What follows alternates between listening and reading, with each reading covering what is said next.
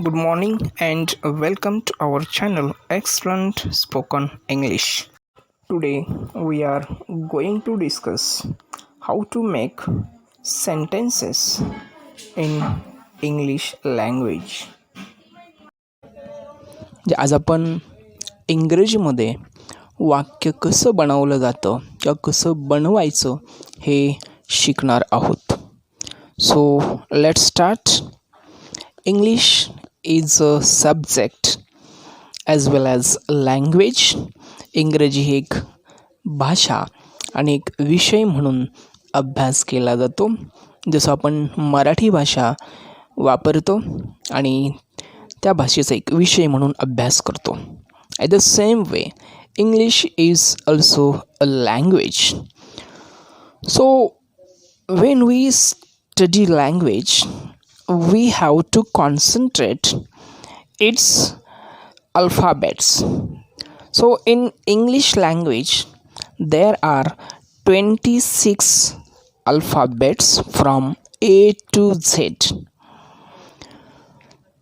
When you write these 26 letters in this way, then we can identify there are 5 basic vowels: A, E, I, O, U, and remaining are consonants. Let's see how many sounds are in English language. So there are 44 sounds, means dhoni. These 44 sounds are categorized into two parts. The first part vowels and the second part consonants. जे इंग्रजी भाषेमधले जे 44 ध्वनी आहेत त्याचं विभाजन दोन प्रकारे होतं. ते म्हणजे 5 स्वरांपासून निर्माण झालेले असे एकूण 20 स्वर आहेत आणि 24 कॉन्सोनंट्स म्हणजेच त्याला आपण व्यंजन असे म्हणतो. सो these vowels and consonants are very useful while making a new word. म्हणजेच या स्वर आणि ध्वनींचा मिळून अर्थपूर्ण असा शब्द बनत असतो. So take an example, BAT, bat. So in this word, B is a consonant sound, A is a vowel sound, and T is again a consonant sound. But when we pronounce this word bat, then A gives you the pronunciation that is A. So this is a new vowel sound in your language also. That also used in Marathi language. Okay. At the same way, another example, apple, APPLE. So A is a vowel sound, P is a consonant sound, L is again consonant sound, and E is a vowel sound. In this way, we use consonants and vowels to make a meaningful word. जे या दोन घटकांचा वापर करून आपण अर्थपूर्ण असा इंग्रजीमधील शब्द बनवू शकतो. Then these meaningful words we use in a sentence. So the next step, that is a sentence. So how it becomes, वाक्य कसं बनतं? So there are aspects of sentences that we can say SVOCA, means subject, verb, object, complement, and adverbial. These are the aspects of sentence. हे वाक्याचे प्रमुख घटक आहेत. Let's see how we can frame any kind of sentence. The first aspect, that is a subject. त्यालाच आपण कर्ता असे म्हणतो. So beginner of the sentence we can say. So who can begin the sentence? We have to concentrate the parts of speech here: noun, and pronoun नाम आणि सर्वनाम वाक्याच्या सुरुवातीला कर्ता म्हणून कार्य पार पडतात. Take an example. Ramesh is a student. In this example, Ramesh is a noun because it is given a name of the person. We know the meaning of noun here in parts of speech. Again, there is another noun, that is a student. So student is here common noun and Ramesh is a proper noun. Then we can use pronouns instead of noun here. So what will be the example? Ramesh is here a male, that's why we have to use pronoun he is a student. So in this way we can use subjects. So which are the subjects that we are discussing further? Then the second part of the sentence is for, की त्यालाच आपण क्रियापद असं म्हणतो. आणि क्रियापद हे वाक्यामध्ये फार महत्त्वाचं असतं. That complete the action as well as meaning of the sentence. वाक्याची क्रिया आणि अर्थ पूर्ण करण्यासाठी जो शब्द वापरला जातो त्याला क्रियापद असे म्हटले जाते. So in this example Ramesh is a student. So is a main verb here. Is हे वाक्यामध्ये मुख्य क्रियापद म्हणून वापरलेले आहे. That completes the meaning as well as action of the sentence and then we can use full stop at the end of the sentence. त्याच वेळेस आपण फुल स्टॉप वापरू शकतो की त्यामुळे ते वाक्याची क्रिया पूर्ण झाली असं आपण म्हणू शकतो. So these two parts are very important. They never change their places. हे वाक्यामधले सर्वात महत्त्वाचे घटक आहेत की वाक्याच्या सुरुवातीला कर्ता येतो आणि 2 नंबरला हे क्रियापद येत असतं आणि त्यानंतर ऑब्जेक्ट येऊ शकेल किंवा कॉम्प्लिमेंट येईल किंवा ॲडव्हर्ब यापैकी कोणीही येऊ शकतो. So the third aspect, object. And object is indicated by the sound O. For example, Ramesh plays cricket. In this example, cricket is an object because before this word cricket, first of all, cricket is again a noun and it is working as an object. ते object त्या पदावर काम करते आहे because plays this verb is a regular. आपण regular verb आणि irregular या प्रकारचे आपण डिस्कशन आपल्या अगोदरच्या व्हिडिओमध्ये केलेलं आहे की वर्ब्स अँड इट्स टाइप्स. त्याची लिंक आपल्याला डिस्क्रिप्शन बॉक्समध्ये मिळेल. So Ramesh plays cricket. In this example, cricket is a object because play is a regular verb as well as it is a transitive verb. त्याचबरोबर हे कसलं क्रियापद आहे?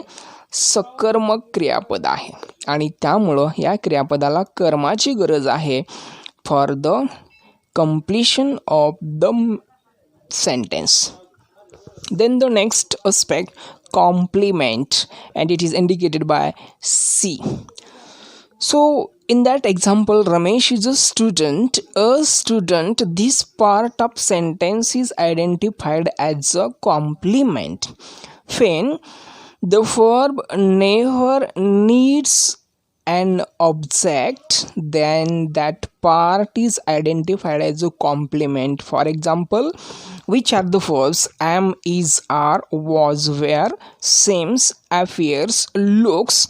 These verbs never get any kind of object and the next part of these verbs are identified as a complement. अशा क्रियापदांच्या पुढे येणारा जो घटक आहे तो कॉम्प्लिमेंट म्हणून ओळखला जातो कारण या क्रियापदांना कर्माची गरज नसते. Then the last aspect, adverb or adverbial, and it is indicated by ADV. For example, Ramesh plays cricket on the ground. So the underlined part on the ground indicates the action happened on that place. कोणत्या ठिकाणी घटना घडली त्या क्रियापदाच्या action वर्बबद्दल additional information देणारं जे विशेषण आहे ते क्रियाविशेषण म्हणून या ठिकाणी ओळखलं जातं. So these are the 5 aspects of sentences we have to use while framing any kind of sentence. But subject and verb, they never changes their places. After that we can use object or complement or adverbs. Now please check which are the pronouns that we can use while making any kind of sentences. Though I, we, you, he, she, it, they. These are the pronouns we use instead of nouns. नामाऐवजी आपण या सर्वनामांचा वापर करून कोणत्याही वाक्याची सुरुवात करू शकतो. आता नाम म्हणजे काय, तर कोणत्याही सजीव आणि निर्जीव संकल्पनांना दिलेलं नाव म्हणजे नाउन. की त्याच्यामध्ये वस्तू, व्यक्ती, ठिकाण, प्राणी, वनस्पती किंवा अनेक अशा संकल्पना असतील की त्यांची नावं आपण एक नाउन म्हणून वापरू शकतो आणि त्याच्याबद्दल हे प्रोनाउन्स आपण वाक्यामध्ये यूज करू शकतो. Let's take an example. Ramesh plays cricket on the ground. When we change the subject we can say I play cricket on the ground. Then the next pronoun, we play cricket on the ground. Then another pronoun as a subject, you play cricket on the ground. Now concentrate. When there is a subject, that is first person subject, I, we, then or you also, we can't use yes after the main verb in present tense. Then when we use third person, he, she and it, then we use yes suffix to the main verb play. So how will be our example? He plays cricket on the ground. She plays cricket on the ground. It, this pronoun is used to indicate place, thing, animals, trees. And the last pronoun, they, this is also used in this sentence. They play cricket on the ground. So all these examples we can create by changing the pronouns instead of nouns. So you must understand very well how we frame any kind of sentence. Then once again check or revise the last example. Ramesh plays cricket on the ground. In this example, Ramesh, this is a noun working as a subject. Plays, this is a verb, and that s indicates simple present tense. Again, cricket is noun and working as object. On is a preposition, the is a definite article, and ground is again noun, and on the ground this part indicates adverb of place. Okay, so these are the aspects we use while framing any kind of English sentence meaningfully and properly. Okay, so this was the discussion for your basic techniques of how to make meaningful sentence with the help of vowels and consonants as well as meaningful words along with noun, pronoun, subject, verb, object, complement and adverbial. So thank you very much. If you like this video, so please like, share and subscribe our channel.